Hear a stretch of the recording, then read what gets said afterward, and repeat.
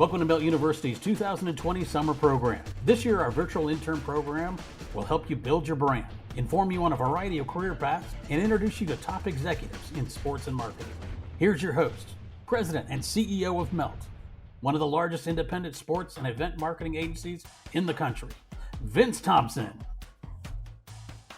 Welcome back, students. Summer 2020, Virtual Melt University. We roll on. We've had an amazing summer so far. Thank you guys for listening and tuning in. Great advice, words of wisdom from some of the industry's great leaders, my dear personal friends, hoping they're sharing amazing inspirational advice with you. And I was really looking forward to today's podcast with my really dear friend, TJ Abrams, who currently serves, and I think he's wearing probably a lot of hats as head of global brand strategy for Intercontinental Hotel Group, Holiday Inn Hotels. Intercontinental Hotel Group is one of the largest hoteliers in the world. Many brands that you are famous, that you are familiar with. Intercontinental, Holiday Inn Express, a lot of new ones. And obviously this is a very challenging time for the hotel industry as well as TJ, but has been a very dear friend for many years. We first met while he was at the Coca-Cola company, and we talked about students, the value and importance of relationships, maintaining relationships, continuing to build your network. And TJ is a leader. He's worked for some of the greatest brands in the world. Like I said, we first started having fun together in Coca-Cola Zero. Then he rose to brand marketing with Coca-Cola, Big Red, continued to rise with Sprite and adult. Sprite's one of the great vaunted brands of the Coca-Cola company, as you know.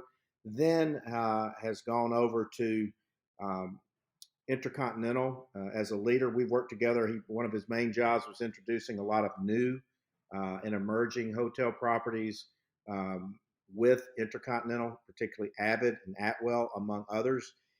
And he's got a great, interesting background. And we talk about servant leadership. We talk about working with people who share your values and those types of things. And he is a graduate, University of North Carolina, Chapel Hill, and an MBA from the school at Duke University.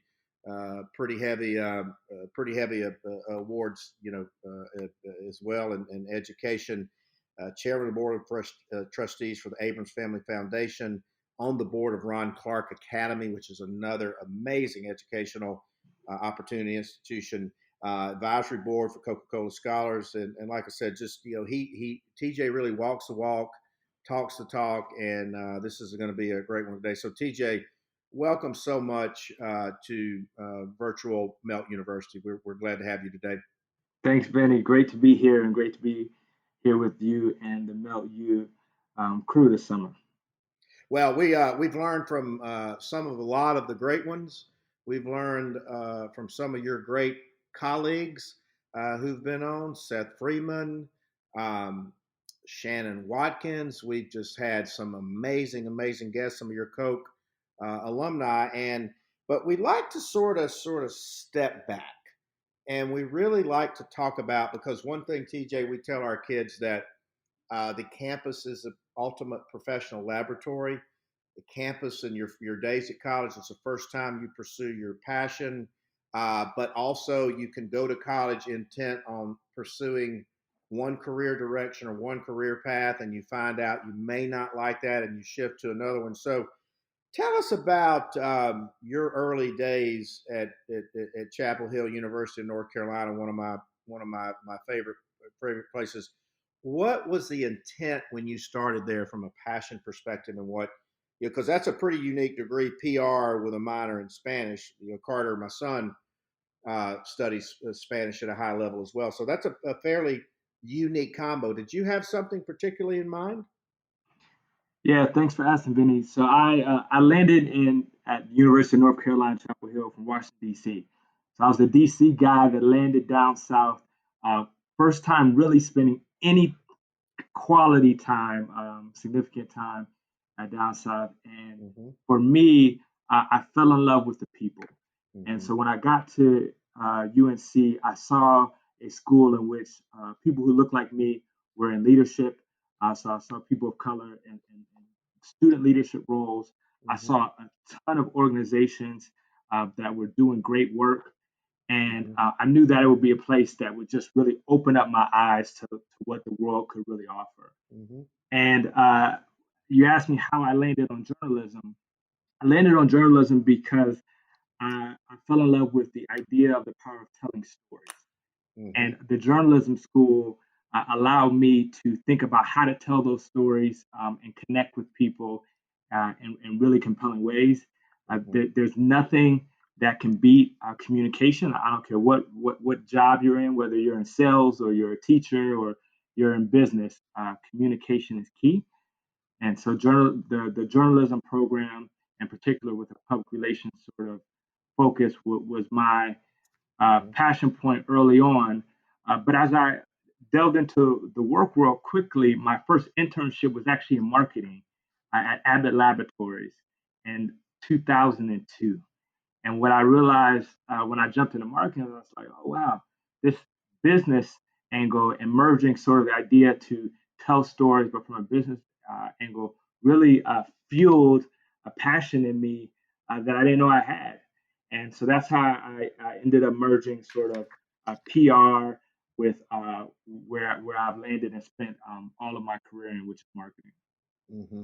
And so you were an intern at Abbott, and then how many years before you went back to Duke University? Oh wow! For my MBA, Mm-hmm. so it was probably 8 years. So we Uh, get a lot. We get a lot of questions from kids, and I'd love to hear your perspective on this.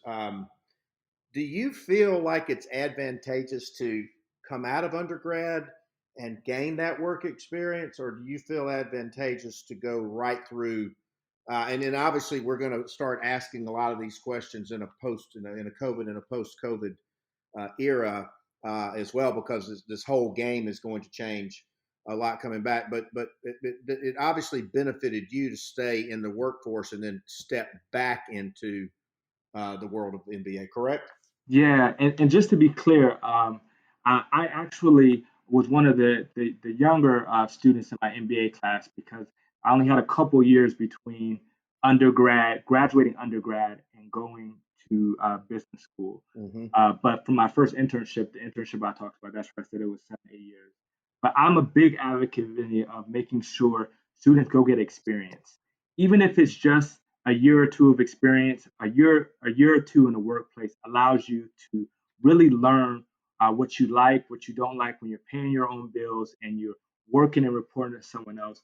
Getting that experience and that exposure Mm-hmm. really gives you a different perspective, so that when you go to business school, not only do you contribute in a stronger way to that school community, because the discussions in the classroom, the organizations you'll lead, you're bringing your own unique experience to the other experiences that are there with the student body. But also, as you think about the goal of going to any sort of postgraduate program, which is to get the job you want, that pre-business school experience will allow you to get the more senior roles that you ideally would want to compete for. Mm-hmm. So I'm a big Well, advocate of going and getting that experience. and kind of getting out in the real world, gaining some perspective, getting your knee skin a little bit, not just jumping from the undergrad classroom into a master's classroom as well. And we see, and I think a lot of students need to hear this, but we see a lot of corporations, particularly Coca-Cola and others, who prefer that you have some real world experience and then gaining your MBA, correct? Definitely, it depends upon the company. I will say, there's no one path, and uh, especially in entertainment and sports, right? There are different paths in entertainment and sports than there may be sort of on the client side of the business versus in the creative agency world. So it kind of depends upon what path you're on, and Mm-hmm. whether or not. I would never be one to say that you need an MBA for every sort of Right. career trajectory, but for those who have a clear vision of where they want to go, and that the MBA will help differentiate you, and really get you to your long-term goal, without a doubt, I'm a big advocate of that. Well, and we're getting asked a lot, particularly in this COVID world, and I think you just answered that, but validate it, is that if you can afford it from a time and money perspective, the value of that, con, more education, more training, more masters, is going to, because a lot of students ask us, do you really think it's worth it today in today's workforce? But you're clearly an advocate of that, correct? I'm an advocate of it for the right roles, right? So I mentor folks all the time. I have a number of active mentees right now that are trying to figure out uh, what sort of pivot they'll make, if they'll jump to another company or go back to business school. And you've got to have some vision, right? You've got to have a point of view of where you want to go, and be clear that the investment in business school, both on time and resource, makes sense for where you're trying to go. Mm-hmm. And if not, then what's the right pathway that you should take to sort of get to that long-term plan? And the idea of creating a vision sometimes is scary for folks, but I always tell my mentees, like, no one's going to hold you to it. You always have the opportunity to change what you want to be when you grow up, right? But at the point in which you have to make decisions, you've got to start being willing to sort of put a line in the sand and really think through, show you can think through where you want to go and take your career.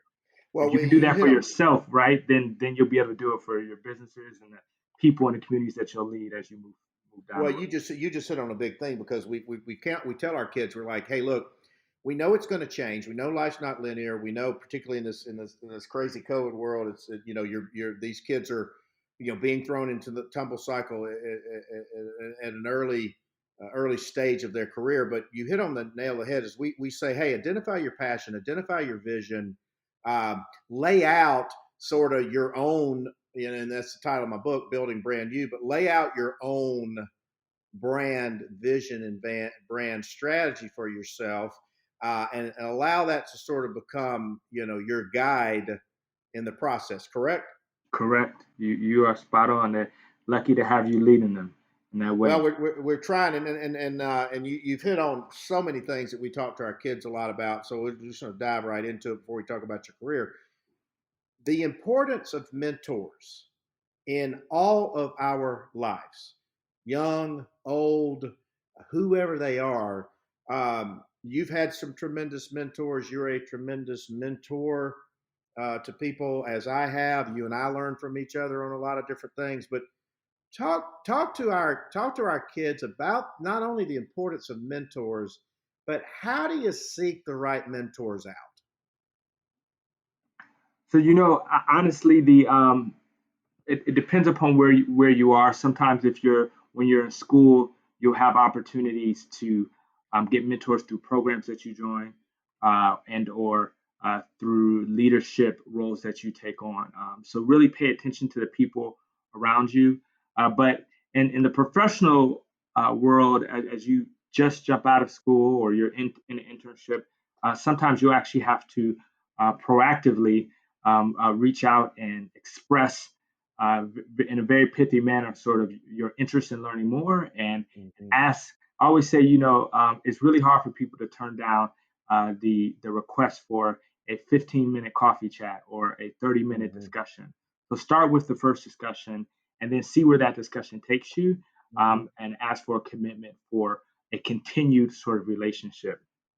But when I think about the leaders and how you connect with people, really, I always tell people, listen to the people that care about you, right? So look around you, whether you're in school, in an organization, and you're working for someone, or you're in an internship or in a corporate world. Like, who are the people that are actually taking time proactively to give you feedback, to show up for the meetings that you're scheduling, or that you're requesting to be in.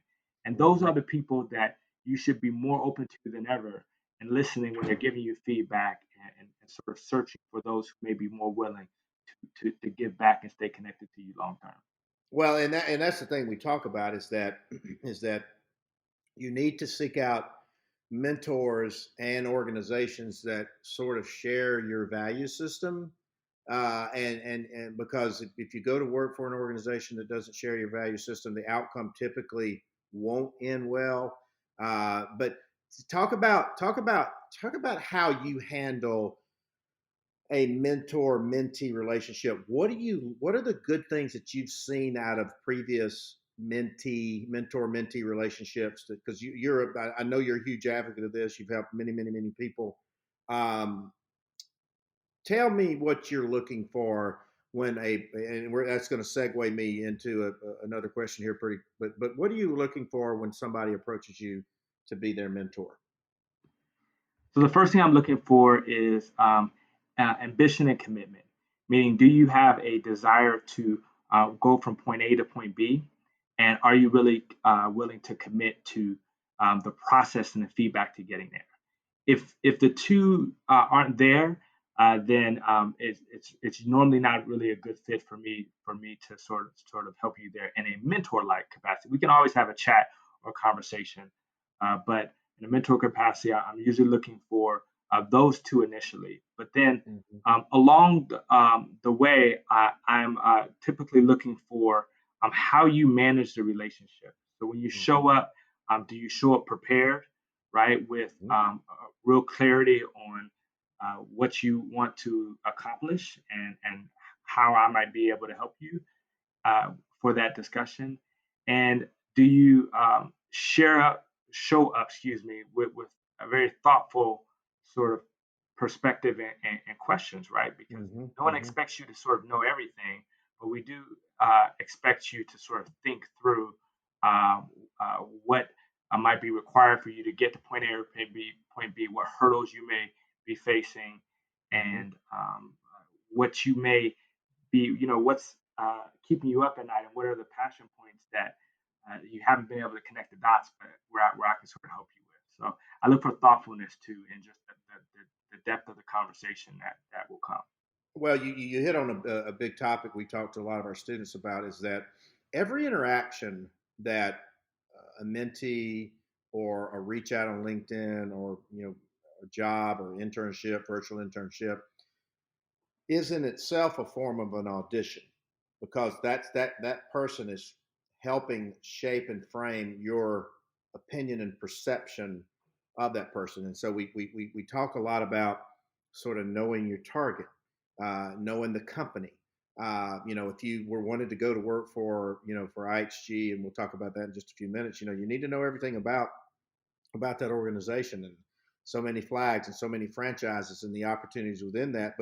But as a mentor, and you got a lot of mentees out there, and we talk about preparation, we talk about knowing your target, but if somebody, I always kind of like to teach our students sort of the tricks of the trade. So if somebody is reaching out to TJ Abrams on LinkedIn, or they happen to track your email down, or they find your mailing address, what things get your attention that would provoke you wanting to respond to a prospective student, intern, job candidate, mentee? What are the things that, because we always like to hear it from the pros, what gets the pros' attention in Yeah, these now environments? Because, by the way, and I tell our kids this all the time, if you're not on LinkedIn, it's the greatest professional networking tool on the planet. You've got a massive Rolodex on LinkedIn. I've got a massive Rolodex. Our Rolodexes are connected to one another. That emotional connection, hey, TJ, I know you're friends with Vince. I'd like to talk to you 15 minutes online or something like that. Talk about what gets TJ's attention. yeah, no, I love that question, honestly, because so many of us get solicited through Mm-hmm. LinkedIn, and it's tough. It's another form of email, right? Like, how do you sort of Mm-hmm. weed through to figure out who you're going to respond to? And for me, the few that actually are able to sort of break through are the ones Mm-hmm. that are specific. So someone will reach out and say, "Hey, I'm at this point, and based on your career, I'd love to get your feedback on how I get to that point. So I'm in sports, and I see that led sports at multiple companies. Would love to get your feedback on sports, right? Or actually, I've always wanted to work in hospitality, but don't have any experience. And I saw that you had a similar background. Could you help me think through how to navigate, how to get into hospitality? So those specific sort of questions in the intro text that you can put in when sending a request are important.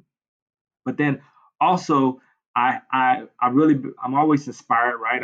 I'm a student of life, and definitely as a marketer, people and industry and consumers.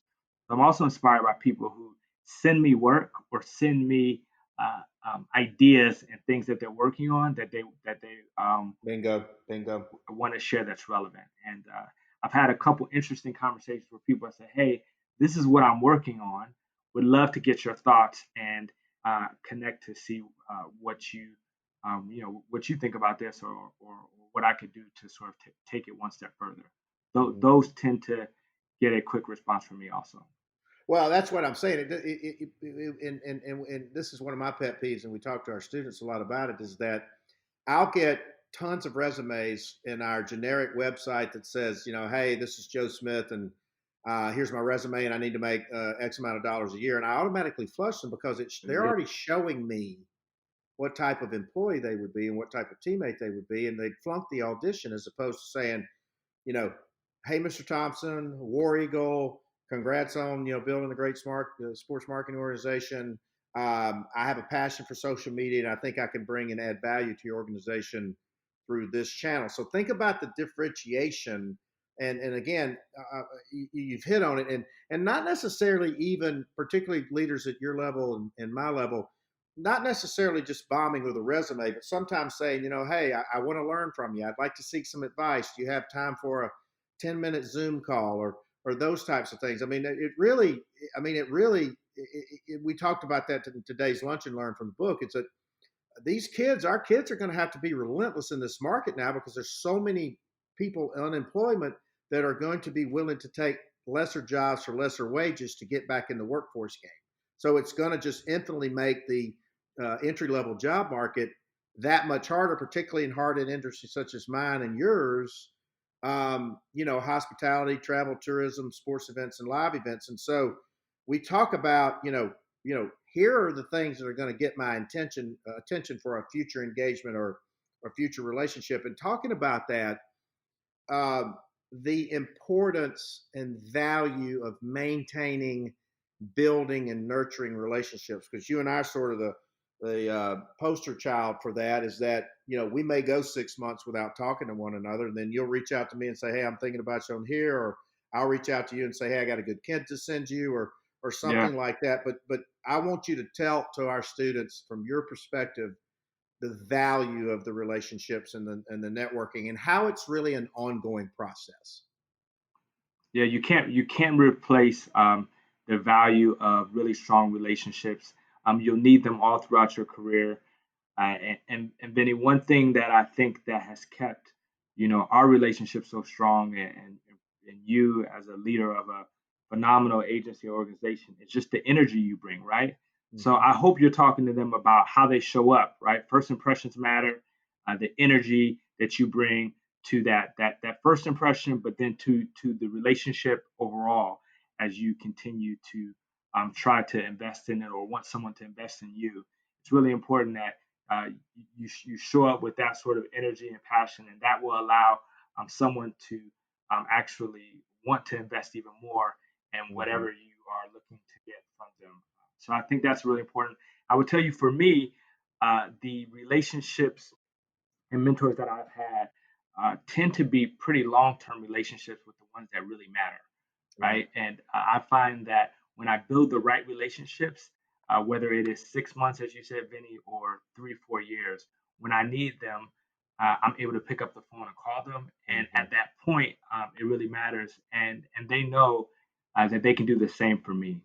And so never ever ever underestimate the value of a relationship in a moment, because you never know how it might pay off for you 5, 10 years down the road. So take each relationship and cherish it as a gift, even though there are seasons to relationships, right? And people come in and out, but Mm-hmm. you take care of it in the right way, and that sowing that seed now always has a potential to bear fruit later.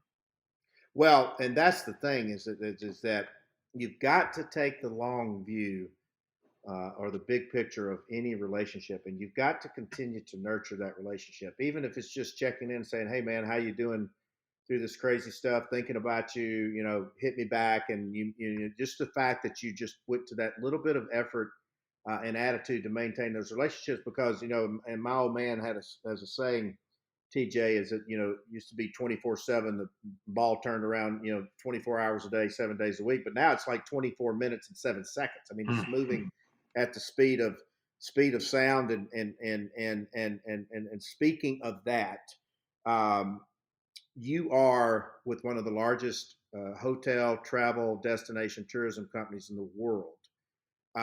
There are tremendous amounts of opportunity in there, but where do you see in a post-COVID world where there will be opportunities in the travel and destination and hospitality industry for our kids who may be looking into those types of careers in a post-COVID world? Yeah. Well, first of all, the travel industry is resilient, right? And we are in a time like we've never seen before, and hopefully we'll never see again once we get through this. So I think all students that are interested in getting into hospitality should know that whether you're interested in sales or operations or designing hotels or running brands like I'm doing, there will be opportunity down the road. But in the short term, we what we see is more and more of our hotels opening up every day. So I think at the hotel level, there's nothing that can replace starting to understand the business, looking at front desk jobs, looking at sales roles at your local hotel and the local community, and finding ways to just better understand the operations part of our business from the ground up. And then as we think about medium to long term, once we get through COVID, we have internship programs that we offer students to give a wide variety of experiences in corporate world. So everything from traditional corporate experiences in HR, finance, marketing, to very unique and bespoke hospitality industry experiences that happen in our operations team and in our development team, where you're out selling hotels to new owners, and our design organizations. So there'll be a lot of opportunity, but as you said, with COVID, it will take time for us to get back to the vast number of opportunities that we've experienced over the last couple of years. Well, you know what? You just hit on something that I really have not thought about or talked about during any of our podcasts, but in any college town, there are usually a lot of great hotels, university hotels, great flags and franchises. Like, one of my favorites at Auburn is the Holiday Inn Express on College Avenue as you're coming in off of I-85. But there are a ton of opportunities for students to get real live. And I experience that when I check in a lot of these hotels. I travel with SEC and everything, that for students to just get on those front lines, be on that front desk, to check in, customer service, front line, room service, all those kind of things.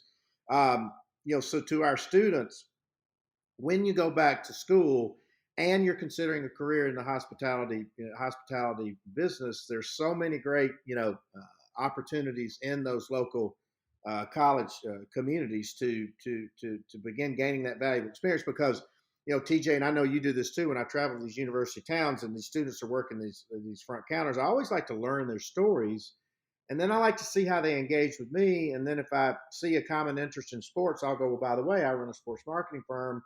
Let me know if I can help you. And so It's a I great think way to meet people, right?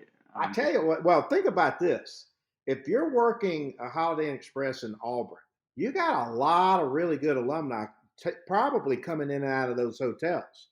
So to your point, being on that, we say that the lowest hanging fruit, if somebody reaches out to you, is that emotional connection. Hey, I went to Carolina. Hey, I went to Duke. Like they're showing you that A, they've done their homework on you, and B, they're making an emotional connection because you love the Tar Heels and you love the Blue Devils. So I think that's a big one you just hit on. And one thing that like I said, I've Now, Vinny, always I do have to clarify one thing. okay. I love the Tar Heel. Never ever have I said I love the Blue Devils. So Okay, so we got to put that on record. we got to clear that up really quick because But I'm a Duke Pupil School of Business guy, but you can only be on one side of the fence as it relates to sports. Well, that's kind of like Auburn and Alabama. You realize that, right? Yeah. So yeah. So you and I, so we sort of share that as well. But I get a lot of grief when I go down to Tuscaloosa and do a little work. But yeah, I think that's good clarify. I'm gonna get on my researchers because they didn't call that out. But one thing that I've always loved about working with you, not only just your kind touch, but you just have a high standards and high values and being on the board of trustees at Ron Clark and alumni advisory board for Coach Scholars, which that's a great program as well. Talk to our kids about starting now with the importance of working with causes, working with passions, working with community organizations, and really beginning to sort of help give back because we've all, I kind of live by a mantra to much has been, much has been given, much is expected. But talk about your sort of philosophy and why it's important for students to think about that right now. Yeah, you want to be able to bring your whole self to work environments, and when you bring uh, all parts of you, meaning that TJ is not just a marketer, but I'm a father, I am a husband, I am an educator, education activist, and board member in the community. When I'm able to really bring my full self to my job, I actually find that I'm better at how I lead and how I interact with people by exposing and sharing my stories from all parts of me. So I would say you've got to find something you're passionate about and really try to be the best at making an impact in that space. So for me, that's education, and that's why you can name multiple educational organizations that I'm really passionate about and really fuel who I am as a leader. And one of the things that Ron Clark, who is one of Love the most him. Love him. phenomenal leaders that I've ever had a chance to work with professionally or in the nonprofit world is, he always talks about no fear, right? And this idea of don't take the stairs, which is the traditional approach, but he has a slide in his school, and he says take the slide, right? And really enjoy the ride, and be don't be afraid to step out and do something different. And so for me, what I find is that as I dig into the things I'm really passionate about, one, I learned that I can help others, and there's something fulfilling and purpose driven for me, and being able to help others in the space of education. But also, I learned that I'm a better leader, a better father, a better husband by giving and serving in that way. So I would say, go find a thing you're passionate about, whether it's health and fitness, or education, or in this age, really working on inclusion and diversity. Figure out what you can do. Try to be the best at it, right? And continue to build your resume of experiences that allow you to tell your story and keep building on your story.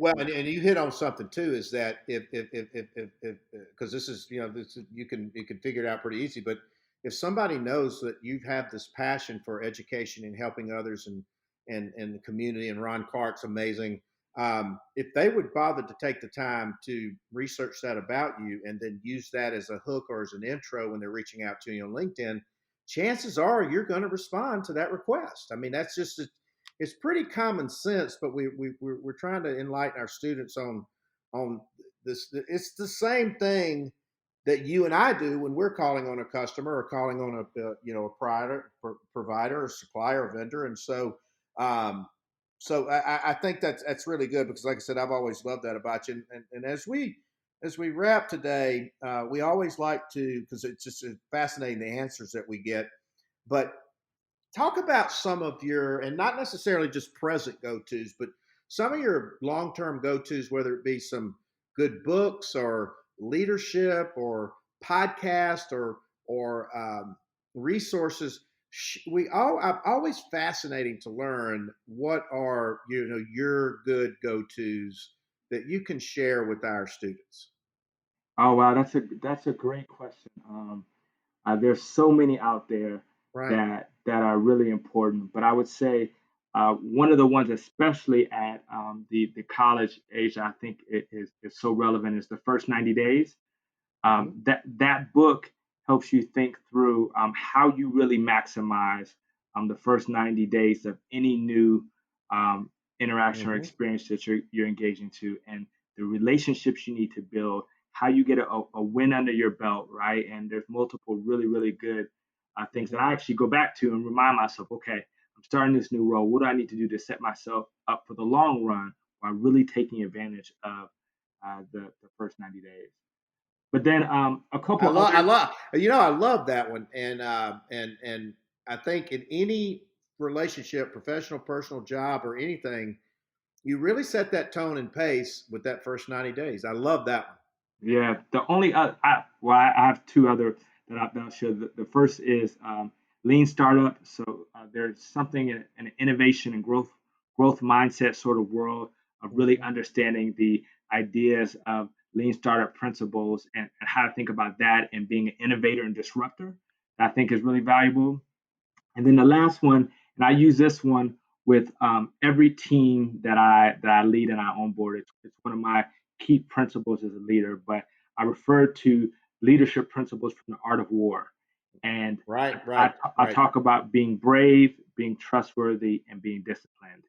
And if I had to leave your Melt U students with anything, it's like be brave in everything that you do. Mm-hmm. Always be trustworthy because that's how you build relationships and you make things happen. And be Mm-hmm. disciplined in approach. And if you can combine the three, it's a winning formula for not only you leading people, but you being able to accomplish everything that you want to accomplish in this world. Well, it's interesting because the art of war has survived generations and hundreds of years of readings and revisions and translations, but it's still a lot. And that title is very deceptive. But right now, life's a war, business is a war, virus is a war. But to your point, we are going to get to the other side of this, and I love the art of war. I love that. I love the first 90 days, as well. So this has been just so we could go on all day.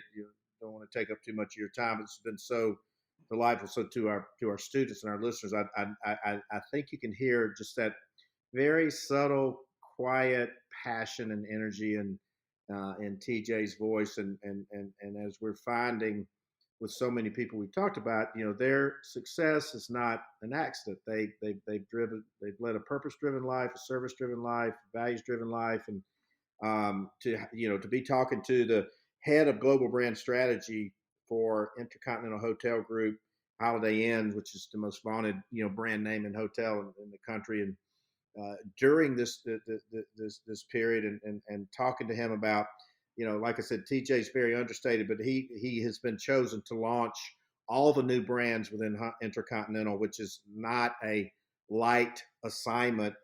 When you talk about the gestation of a brand within a hotel or any organization, it takes many years to birth those brands. He went through that same path as a leader with Coca-Cola Company, Coca-Cola, Sprite, Coke Zero. But I do think that what our students have heard is that everything that he does is grounded in purpose and grounded in values. And I encourage all of our listeners to reach out to TJ.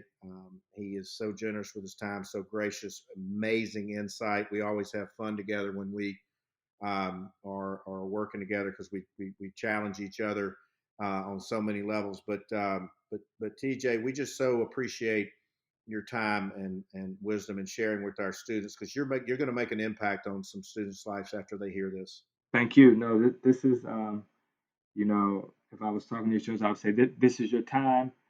Don't waste it, and we can't wait to watch what you do with it. So thanks for having me on today. So TJ Abrams, Intercontinental Hotel Group, one of my favorite people, my friends, my partner, my brother. We appreciate your time today. Summer 2020 Virtual Melt University. We roll on. Thank you. Thanks, Vince. Hope you enjoyed today's virtual class. We'll be back soon with another edition of Melt University 2020.